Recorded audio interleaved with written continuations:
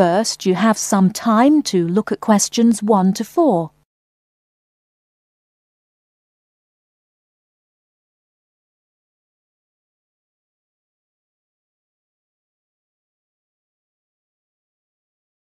Listen carefully and answer questions 1 to 4. Welcome to the Museums UK audio series, a collection of downloadable audio files introducing the best of British museums. My name's Sam Cooper, and in this file I'll be introducing the Ashmolean Museum of Art and Archaeology in Oxford, with its fabulous collections of Eastern and Western art, antiquities, casts and coins. It's one of the oldest public museums in the world, and it's actually part of Oxford University, though it's free to go in whether you're a student or not. You'll find the main museum in Beaumont Street, near the centre of Oxford, close to both the railway station and the bus station. Opening hours for visitors are from 10 o'clock in the morning till 5 in the evening on Tuesdays to Saturdays, 12 to 5 on Sundays, and 10 to 7 on Thursdays in the summer months. It usually closes for 3 days over Christmas, a couple of days at New Year, and 3 days for the St Giles Fair in early September. You can take photos in the galleries, but only with handheld cameras and not using flash or lights, which can do serious harm to exhibits. Also, as long as you follow all the copyright regulations and you get permission from the staff on duty, you can ask for antiquities documents of less than 100 years in age to be photocopied at a cost of 5p per A4 sheet. Before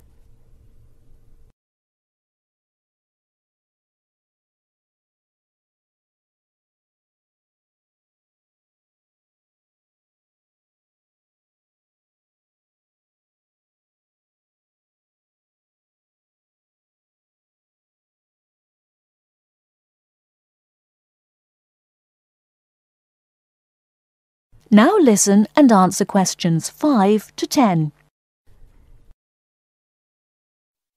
Perhaps not surprisingly, given its links with the university, the Ashmolean has an education service for schools and the general public. Activities include guided group visits, which for adults last 60 minutes and cost £4 each. This makes the minimum price per group £28, as group sizes vary from 7 to 15 people. Visits by groups of young people take the same amount of time as the adult tours, but cost just £2 for university students. So, with at least 7 to a group, the lowest price is £14, though please note that there's an upper limit of 14 group members rather than the 15 for adults. For schools, there are visits to suit all age groups, and for the most popular ones, such as those to see the Greek and Egyptian collections, it's best to book a term in advance. Tours last 50 minutes, starting at 10:15, 11:30 and 1:15, with a maximum of 13 children per group. Now, if you're free in the middle of the day, why not go along to one of the 45-minute lunchtime talks? There's a really wide range of topics. On the 19th, for example, the subject is Greek mythology, and on the 20th, there's Celebration of India. Both begin at 1:15, the usual time for these talks, and they're held every Tuesday, Wednesday and Friday. Another regular feature, on Saturday mornings through to the afternoons, are the workshops. If you're interested in developing your own illustrative and artistic skills, these are for you. They're aimed at artists of varying levels of experience and are always led by practising artists. Running for 6 hours from 10 o'clock, this is wonderful value at just £5, including basic materials, and also a decent cup of coffee. That is the end of part 1. You now have half a minute to check your answers.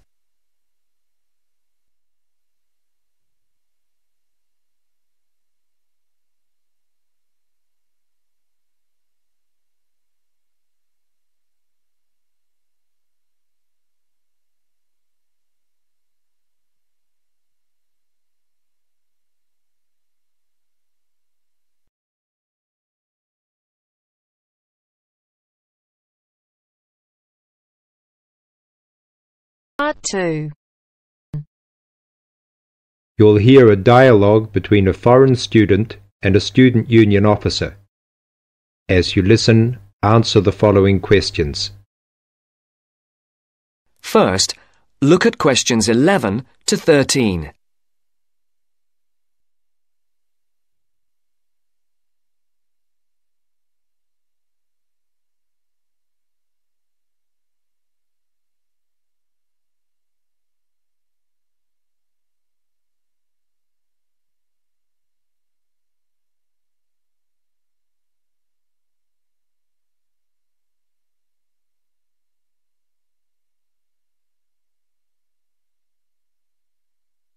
As you listen to the first part of the interview, answer questions 11 to 13.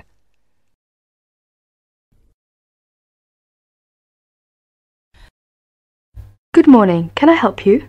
Yes, I'd like to know something about the British medical scheme. Yes. What's your question?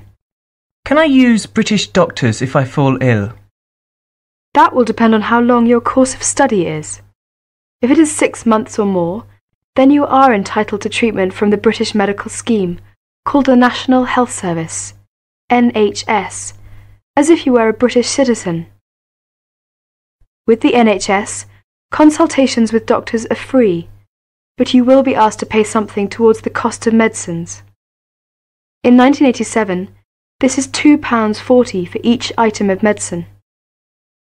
You are also entitled to free treatment in British hospitals. Always make sure the doctor knows you want treatment from the NHS, as doctors also take private patients, who pay the full cost of all their treatment. How do I make sure I can be treated by the NHS?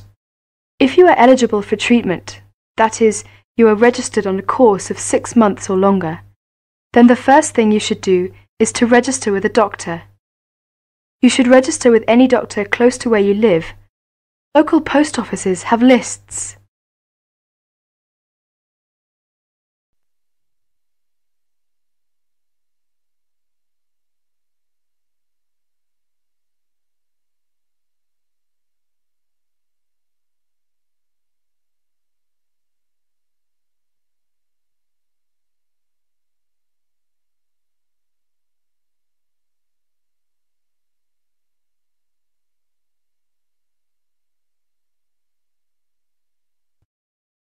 All you need to do is visit the doctor or the doctor's receptionist during consulting hours and ask to be included on the doctor's list of patients. If the doctor decides to accept you, you will then be sent a medical card by post, which will carry your National Health Service number. Take great care not to lose this. If the doctor cannot accept you, try elsewhere or contact the local family practitioner committee. You can get the address from the post office or any doctor. Find out your doctor's consulting hours from the doctor or the receptionist and ask whether or not you need to make an appointment before seeing the doctor. Remember to be on time for any appointment you make. You can see him or her during those hours unless you are seriously ill. If you are seriously ill, the doctor can be called out to see you. Once you have registered, you should tell your warden, landlord, landlady or a friend the name, address and telephone number of your doctor, so that if you are suddenly taken ill, the doctor can be called out to see you. I see. Could you tell me something about British hospitals? Yes, hospitals provide specialist treatments, or treatment for which any kind of extended stay is required.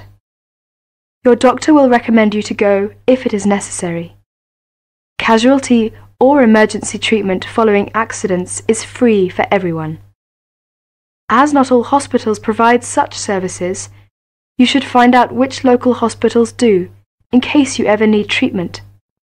How about dental care in Britain? You can find lists of dentists who give National Health Service treatment at local main post offices. You do not register with a dentist, but you should ask whether they are willing to give you NHS treatment, as dentists are free to accept or refuse patients and to provide private treatment only. If you are accepted, you should give the dentist the NHS number which is on your medical card. There is a charge for all dental treatment. For basic treatment, this could be up to £17. More extensive dental treatment will cost more if you are not registered with a doctor. You will have to pay the full cost of dental treatment as a private patient. You will have to make an appointment to see your dentist and should give notice if you are unable to attend an appointment, or you will be charged for loss of time. You should try to have your teeth checked at least once per year by the dentist. From the NHS, you are entitled to a free 6-monthly checkup. Thank you very much. This helps me a lot.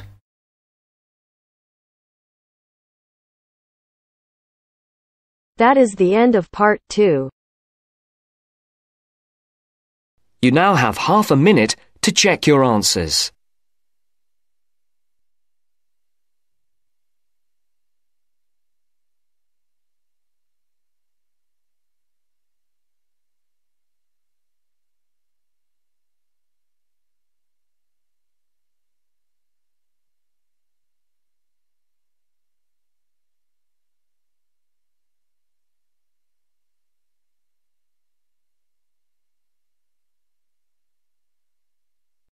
You are going to hear a conversation between Sally and Ben. They are new college students. You now have some time to read questions 21 to 25.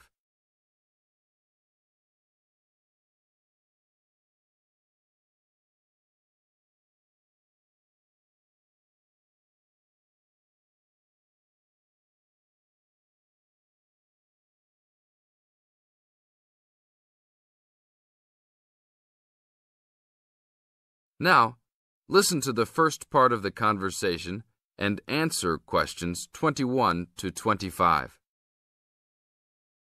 Hi, Ben. Sally. How are you? Fine. I wondered if I'd run into you. When did you get here? I only arrived last night, just in time. I prefer to travel on Sundays to miss the working rush. I suppose you arrived in plenty of time. Oh, I've been here for 4 days now, so it must have been Thursday that I arrived. I like to have a good chance to look around and settle in. I should have come earlier too. I'm hoping to get a part-time job. Well, you've no time today, I suppose. Do you still plan to be an architect? Yes, it's what I've always wanted to do. And you were planning to do economics, weren't you? Yes, I was, but now I've decided on psychology instead. How many textbooks do you have to get? I've been given this long list, and I'm sure they'll cost a fortune. See? That looks a lot. It's longer than my list.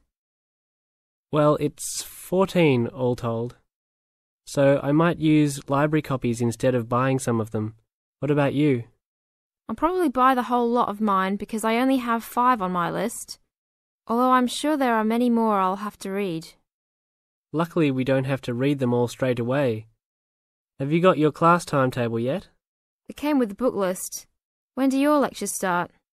Tuesday. That's tomorrow. How about yours? Oh, I've got an extra day, the day after yours start.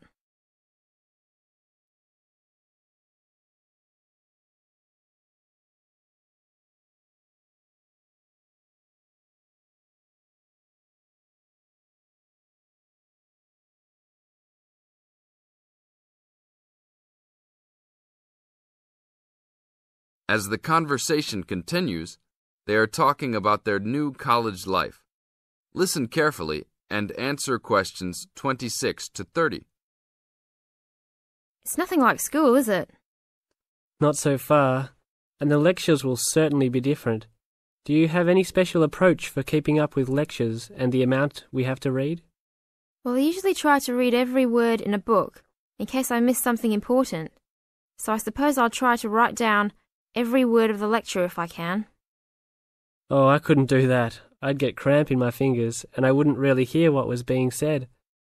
I usually skim a book when I read, and underline key parts, so I guess I'll try to make notes on the main points of the lecture. Have you thought of using a cassette recorder? You mean to record the lecture? Yep. Then you could make really good notes. Is it allowed? I think so. It must be. Plenty of people seem to do it. It has to be better than trying to write every word as you listen. Anyway, what's your first lecture about? Oh, it's on the Industrial Revolution. The Industrial Revolution? Sounds boring to me. Not really. It made a big difference to everything, including architecture eventually. So what's your first lecture about? It's about what separates humans from other animals. Okay. Look, I was on my way to the library to check out some of these books on my list. I have a tutorial paper to give in a couple of weeks. Oh, what's the topic? Well, I think our lecturer must have trouble thinking up topics. The topic is, why study architecture? I don't know. It could give you a chance to set out what you want to do. I guess so. Have you been given any tutorials to do yet? Yes. Mine is called Needs for Sleep. Sounds almost as interesting as mine.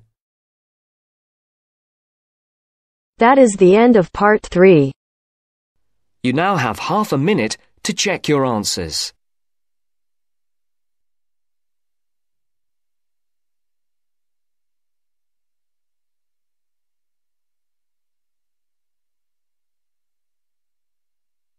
You are going to hear a talk about some British customs. Listen to the talk and complete the notes below. First, you have some time to look at questions 31 to 40.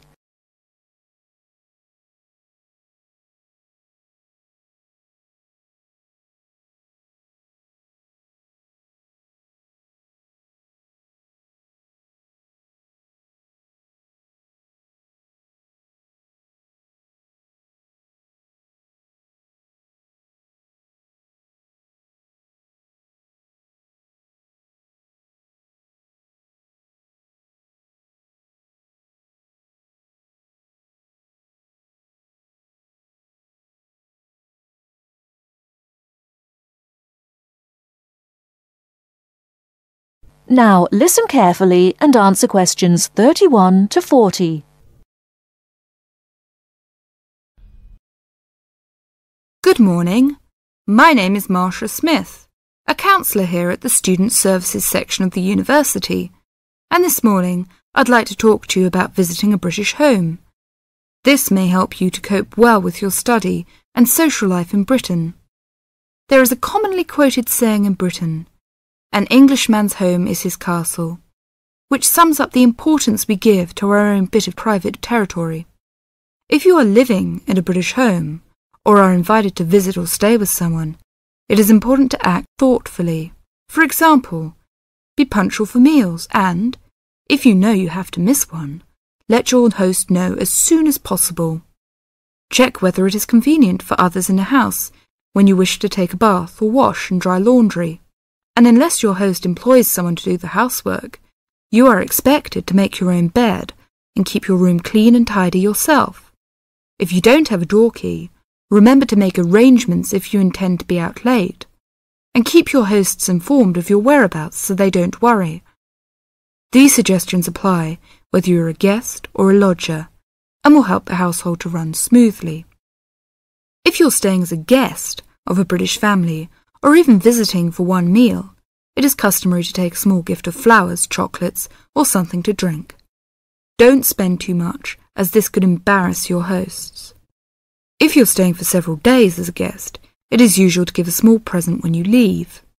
Usually, you will get onto first-name terms with people you meet quite naturally and quickly. If you're unsure, continue to use their family name, surname, and title until they ask you to use their first name.